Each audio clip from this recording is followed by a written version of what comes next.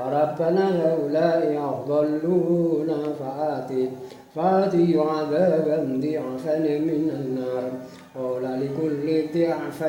ولكن تعلمون وقال أولاهم لأولادكم فما كان لكم علينا من فضل فذوقوا العذاب بما كنتم تكسبون إن الذين كذبوا بآياتنا واستكبرون عنها لا تبلغ لهم رب السماوات ولا يدعون إلى الجنة حتى يلج الجنة في سبع وكذلك نجزي المحسنين له من جهنم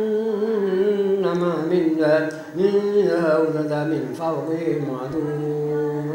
وكذلك نجزي الظالمين والذين آمنوا وعملوا الصالحات لا نكلف نفسا إلا وسعها أولئك لأصحاب النار هم فيها خالدون نزعنا ما في قلوبهم من عند تجري من تحتها الأنهار وقالوا الحمد لله الذي هدانا لهذا وما كنا لهدانا ولولا أن هدانا الله لقد رسلا ربنا بالحق وتلك جنة أورثتموها بما كنتم تعملون ونادى أصحاب النار أن قد وجدنا ما وجدنا ربنا حقا وهل هدنا بعد ما وجدنا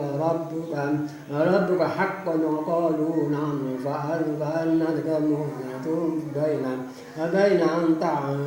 أن تعتذرهم عن الظالمين الذين يصدون عن سبيل الله ويبغون عوجا وهم بالآخرة كافرون.